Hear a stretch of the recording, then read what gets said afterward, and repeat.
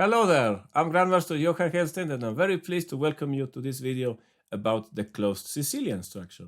It's a really interesting structure that we can come across in different openings. Let's have a look at what this structure is about. As you can see, white has some more space on the king side with these 2 pawns on f4 and on e4. And for this reason, very often white in this structure would like to go for an attack on the king side with f5, provided that the black king is on g8. So if we imagine a situation with the king on g8, let's say that black has played with fianchetto, which is very usual in this structure with the bishop on g7. I would like to mention to you also that if we have, for example, a bishop on e3 and a queen on d2, this means that a very good plan, strategically speaking, would be to go f5 and later on try to swap that bishop on h6. This is a key idea in the closed Sicilian structure. Anyway, let's also speak about some other ideas for white. One important idea in closed Sicilian structure is to fight for the center. And we could do that by means of playing c3 and later on play d4. In this way, white can take command of the center. So 2 general plans here. One of them is to fight for the king side with f5, and the other one is to play in the center with c3 and d4. Please notice also that when we play f5, sometimes we can even let the other kingside pawns join the attack. As for black, in this structure, one typical idea is to try to develop an initiative on the queen side, and that could be done by means of moves like b5 and b4. On the other hand, we could also consider a break in the center by means of e6 and d5. This is a very typical idea. If black is able to open up the center to some extent, it will be more difficult for white to attack on the king side. And finally, one very important strategical idea for black in the closed Sicilian structure is to push f5 at some point. And typically this happens when black has played at some point, let's say e6 and g6, at the moment when white pushes g4, going for f5. That's the right moment for black to play f5. In this way, black is able to neutralize the white attack. How can we come across the closed Sicilian structure in the opening? Well, the most typical case is, of course, the closed Sicilian itself, which starts in this way: e4, c5, knight c3, and after knight c6, for example, white hurries to fianchetto on the king side with g3. After, let's say, g6, which is one of the most typical replies here, bishop g2, bishop g7, d3, d6. At this moment, white can play in a few different ways.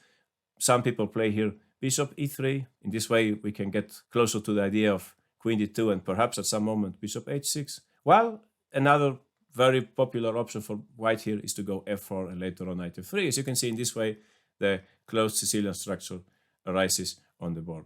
However, it's also good to know that with reversed colors, in the English opening, after the move c4, actually black can also set up a closed Sicilian structure. How can he do that? Well, after e5, g3, let's say, knight c6, bishop g2, black would play here f5. And after knight c3, knight f6, later on g6 and bishop g7, it would be basically the same kind of structure with reversed color. One last case where we could come across the closed Sicilian structure is after knight f3 on the first move. Here, black could play, for example, knight f6 and g3, g6. In this way, black could meet the English with the King's Indian, so to speak. And at some point, when white, let's say, refuses to play the King's Indian with the move d4, let's say white plays here d3 instead. Well, in that case, what black could do is to play e5, and at some point, black could try to prepare the move f5. We could play something like knight h5 here, and after b4, black could go f5. Here again, we would come across the closed Sicilian structure. Now let's have a look at white's typical kingside strategy in the closed Sicilian structure. Playing white, Grandmaster John van der Wiel from Holland, and with the black pieces, Bessemer. Van der Wiel hurried to play here our key move in this structure. Do you remember it?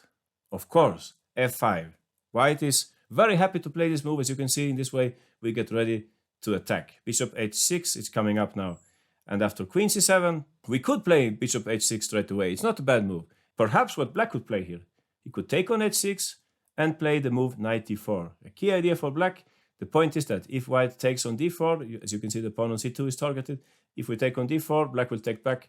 And in this way, black gets some counterplay against the pawn on c2. If we protect that pawn, let's say with rook c1, perhaps black could play here the move d5. You remember we were talking about counter-strike in the center. In this way, black is ready to develop some activity themselves. One idea here is to play later on queen takes g3. So for this reason, after queen c7 in the game, John van der Wiel hurried to play the prophylactic move rook c1, protecting the pawn on c2 in advance, so to speak. Black played here the move bishop c8. I guess the idea was somehow to regroup the bishop to a more active place. However, you should notice that this bishop should probably stay on this diagonal for defensive purposes. So here white continued with their attack. You already know the next move, of course, bishop h6. Black continued with knight e4, but now as you can see, we already have this pawn protected, and white took the moment to swap on g7 in order to bring the knight to f4. If black takes back on g7, white could play here knight f4. Very nice move in this way. Not only the knight is looking at the d5 square at some point, also we get ready for the other plan that we discussed, to play c3 and d4, getting control of the center. So for that reason, after the move in the game bishop takes g7, black hurried to take on e2 first. Also for this reason, black is able to remove the white queen from this diagonal, and only then black took on g7. However, at this point, white is still having good prospects for attack. As you can see, the knight on d1 is not doing anything useful on d1, so white hurried to play here knight e3. The knight gets a bit closer. Please notice this maneuver with the knight from d1 to e3. It's rather typical in this structure. Black played bishop e7, regrouping the bishop, and here, as you can see, white should continue with their attack. We talked about using several pawns in the attack, and that's what happened here. g4, very good move. As you can see now, g5 can be played at some moment. Black tries to develop some counterplay on the queen side. However, white is quicker here. Queen d2 is a good move. Again, the queen gets back to the dark square diagonal after bishop a8, g5, knight e7, and knight g4. This is a very nice move. As you can see, sometimes when our pawns moves forward, we can use those squares vacated by that pawn with our other pieces. Here, after the move knight g4, as you can see, f6 is coming up.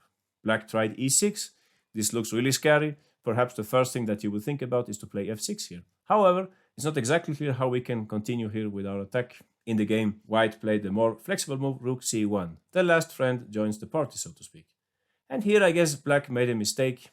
They should have tried perhaps to take on f5 in order to open up the e-file for the defense. However, in the game, black instead played rook be8. This was not a good idea because now white noticed a very interesting sacrifice. Let's see if you can spot it. Try to find the sacrifice in order to expose the black king.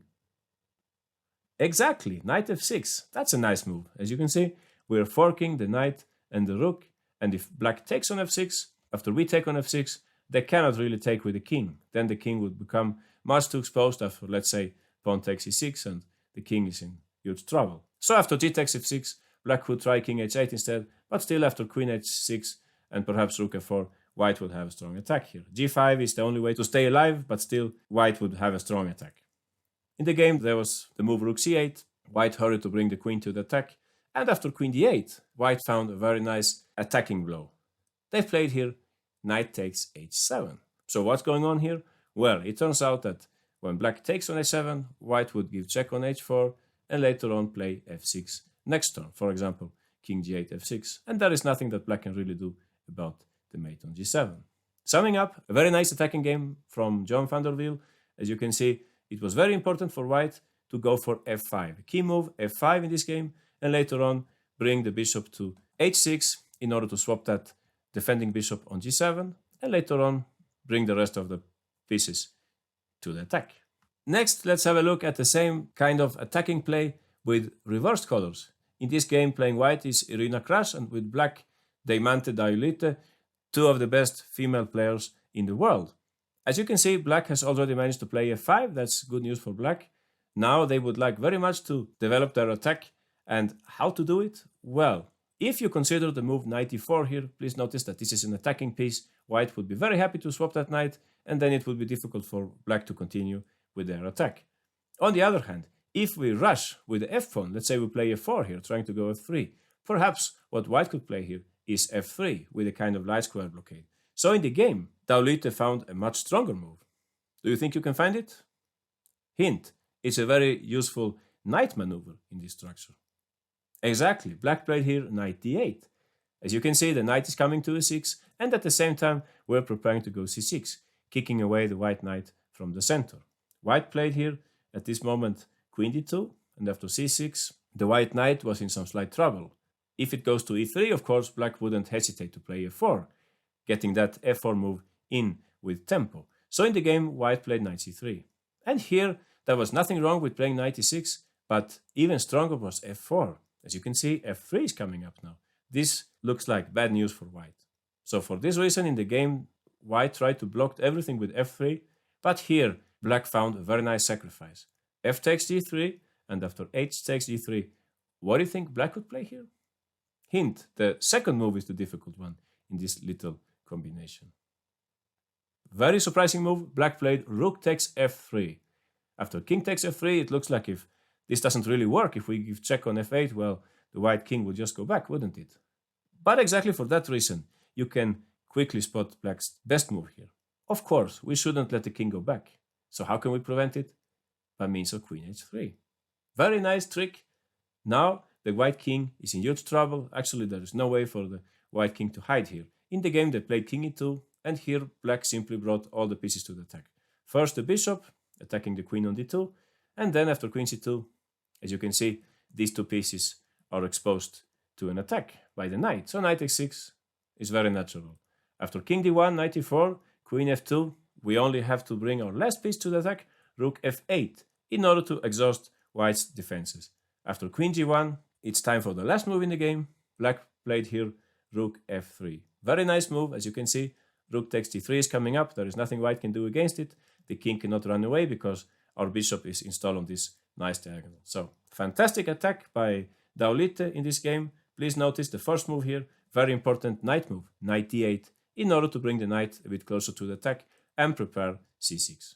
Now let's have a look at white's other key idea in the closed Sicilian structure, to build a strong center. Here we have playing with white pieces, world champion Magnus Carlsen, and playing black Radoslav Wojtaszek, very strong grandmaster from Poland. As you can see, it's not easy for Carlsen to carry out the desired f5 advance. g4 is not possible either because the black pieces are lined up on this diagonal. So for this reason, Carlsen changes his focus to the center, and he plays here very nice move c3. As you can see, now d4 might come up at some point, and also it makes sense to prevent black's move knight e4. Black played here b5 in order to create queenside activity, maybe better